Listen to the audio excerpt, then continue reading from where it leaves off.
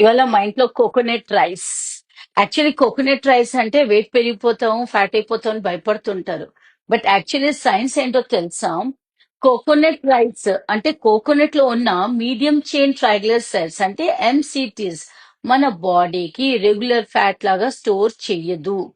Evidence చెప్తుంది ఏంటి, ఎంసిటీస్ బాడీలో క్విక్ ఎనర్జీ లాగా యూజ్ అవుతాయి అని చెప్పేసి. చాలా వేడిగా ఉంది. అండ్ ఇంకోటి ఏంటంటే ఆ యాక్చువల్లీ కోకోనట్ లోని లారిక్ యాసిడ్ అన్నది ఉంటుంది. ఇది anti inflammatory and anti microbial కూడా అని. దాంతో ఏమవుతుంది, గట్ హెల్త్ ఇంప్రూవ్ అవడానికి హెల్ప్ చేస్తుంది. డైజెషన్ స్మూత్ గా అవుతుంది. కోకోనట్ రైస్ లో ఉన్నది హెల్దీ ఫ్యాట్స్ ప్లస్ కార్బ్స్. ఆ కాంబినేషన్ వలన సటైటీ ఎక్కువ అవుతుంది. అంటే పెద్ద ఎక్కువ క్వాంటిటీ తినకపోయినా ఇలా తిన్నా సరే మన స్టమక్ ఫుల్ ఫీలింగ్ వస్తుంది. బ్లడ్ షుగర్ కూడా స్పైక్ అవ్వదు.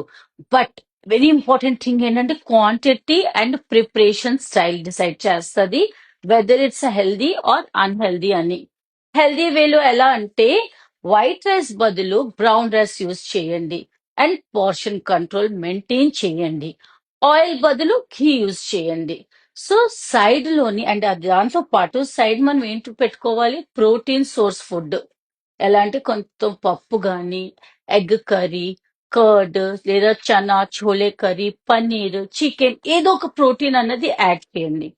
దాంతో పాటు ఒక వెజిటేబుల్ కర్రీ, బికాస్ ఫైబర్ అన్నది ఎక్కువగా ఉండడం వలన డైజెషన్ ఇంకా బెటర్ అవుతుంది.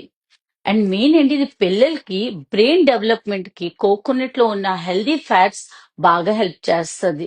And more over active adults కి, రోజంతా బయట ఉండే వాళ్ళకి ఎనర్జీ స్టేబుల్ గా ఉండి లాంగ్ టైం ఫుల్ ఫీలింగ్ వస్తుంది.